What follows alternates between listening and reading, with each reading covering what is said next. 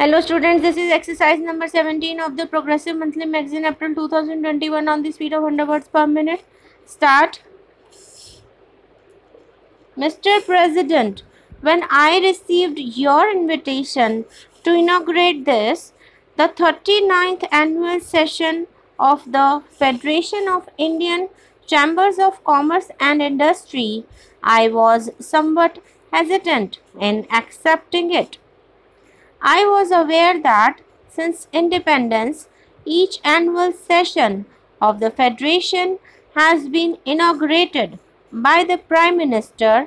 This, in fact, was the main reason for my reluctance.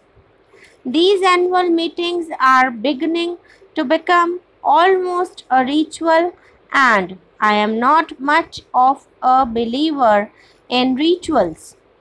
I am also not happy about the tendency to turn to the Prime Minister to inaugurate every function of importance and to consider that a function which is not inaugurated by the Prime Minister is only of second-rate importance.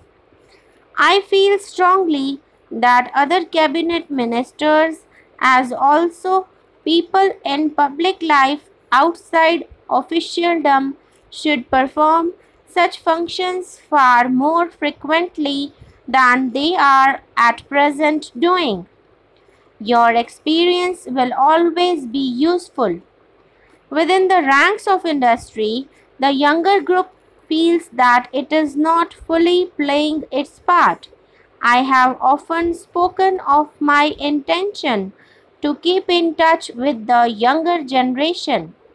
I am calling together some younger industrialists, technicians, and managers from both the private and public sectors to discuss concrete and specific problems within the broad framework of our basic objectives. It will be a sharing of thought and perhaps evolving of new ideas. Dynamic changes are needed now in attitudes and functions.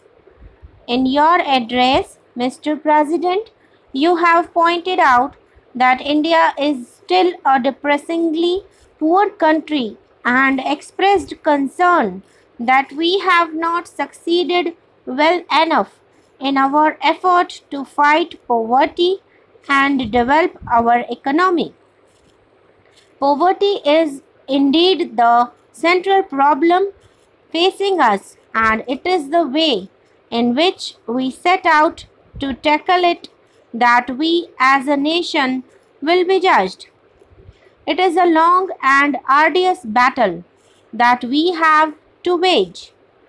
It calls for clarity of purpose, for determination, for unity. It demands of us all the perseverance, the discipline, the hard work of which we are capable. Slowly and steadily, we shall be building a new and progressive nation in which even the poorest in our country will be able to enjoy a minimum level of living.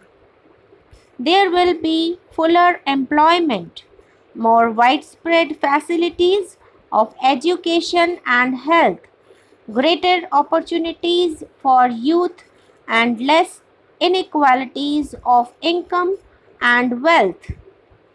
After you had shown so clear a recognition of the challenge of our situation, I was a little disappointed, Mr. President, to hear you suggest that we should be well advised to have a smaller fourth plan.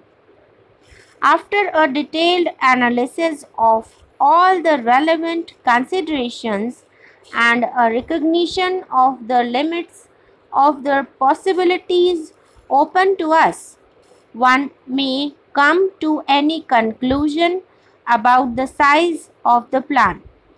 But to suggest and propagate that a smaller plan is desirable for its own sake and that it may even help in our fight against poverty is not convincing.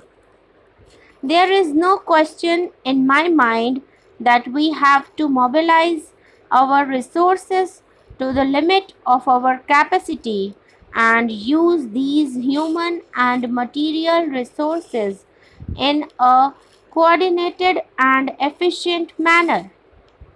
If we shirk the responsibility and seek to cover it up by phrases, we shall be merely paying lip service to the cause of the common man.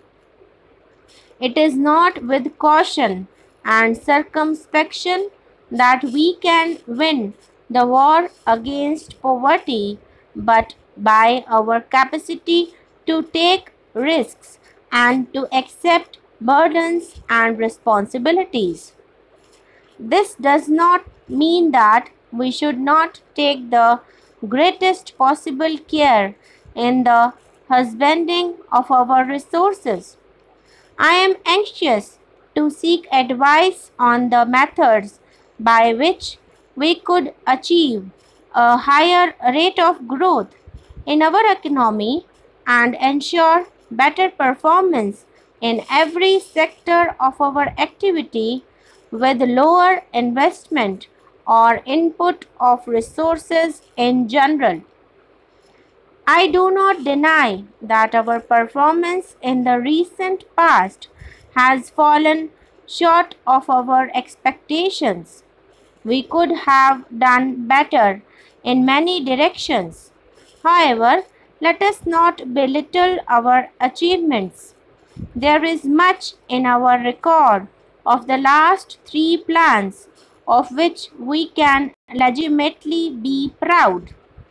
Let us not forget that the current level of industrial production is nearly twice of what it was in 1955 and we produce a large range of commodities which we did not produce before. The output of food grains increased by 70% between 1959-61 and 1964-65. Let us not ignore the great progress in education, especially primary education and technical education. New skills have been developed. Science and technology are making their presence felt in distant villages. Much of the frustration which exists in the Indian economy today and which you have voiced flows from the fact that the performance of the third plan has fallen short of our hopes. Let us by all means learn from our mistakes and attempt to correct them to best of our abilities and resources.